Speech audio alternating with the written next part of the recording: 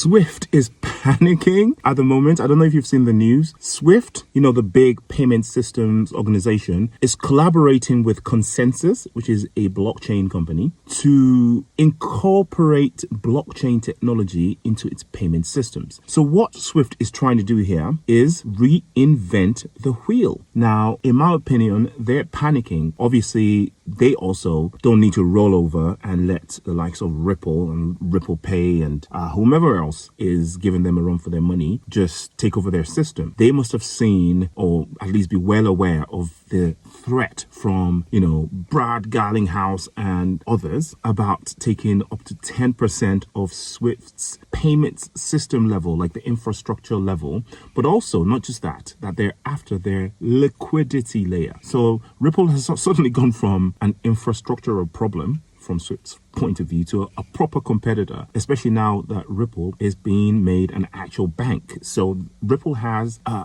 top-down sort of vertical, horizontal, complete system where from round zero, which is the ledger level, XRP ledger, the liquidity tokens, RLUSD and XRP itself, and whatever else wants to build on top of that, all manner of L2s, collaborations, etc. And then you have the infrastructure layer, the payments layer, which is Ripple Payments, which sits on top of that, and then the liquidity, which comes through the stable coins and stuff. So yeah, it's a big problem for Swift, and they've seen the writing on the wall. And of course, they're not going to sit back and take this line down. They're going to respond, which is why they're panicking, man. Well, maybe it's not fair to say they're panicking. It's possible that they've always had this in mind, right? They've had this in their plans to eventually move to blockchain payments for cross-border payments, right?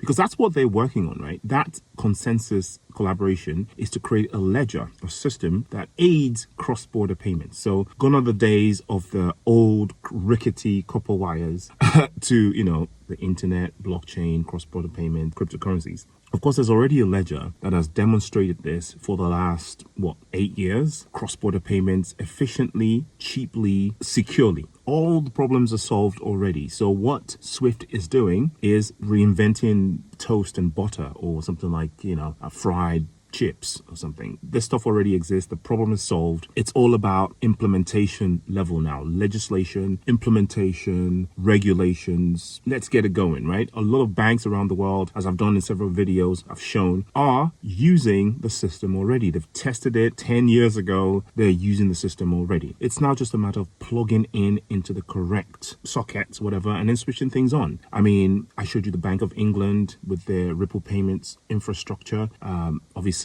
Ripple payments now plugging into FedNow system, either directly or indirectly via different collaborations with organizations that already have that status to settle in the United States. All of those problems are solved. And now, of course, Swift is going to fight. They're going to put up a fight for their business. So I don't blame them. Also, it's good that they're fighting back, because obviously we don't want Ripple to become an outright monopoly. We want competition, and competition they will have. And what competition does is it lights a fire underneath both of them. As you can see, Swift, you can say, has been kind of complacent this whole time because it's had no competitor, really, no real competitor, until Ripple, right? Which has an edge because we're moving into a new paradigm. Had we just stayed in the old paradigm, I don't think any company could basically stand up to Swift in terms of their interconnectivity and their global proliferation, right? Try saying that 3 times. Proliferation.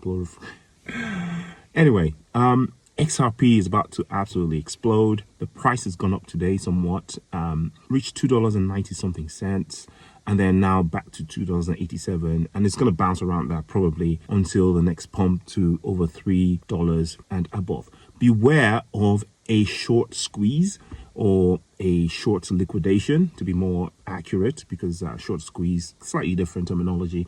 But the idea is there are whales now going to be looking to liquidate shorts because of the, the liquidations that we've had in the past week or so. There are some shorts that have made quite a lot of money and they're still sitting there. Maybe they haven't been cashed in yet. And if those shorts are too large, over pessimistic people, because of what Jerome Powell has said, that they're expecting the market to nosedive, those shorts also need to be washed out by the whales, and they will wash it out. So I wouldn't be surprised to see a green wick go up to something like, I don't know, $3.20. Maybe not lasting, maybe up and a bit down again to more like near $3. Wouldn't be surprised. Again, not financial advice, do your own research. Remember, I'm just some YouTuber dude, man. Take care.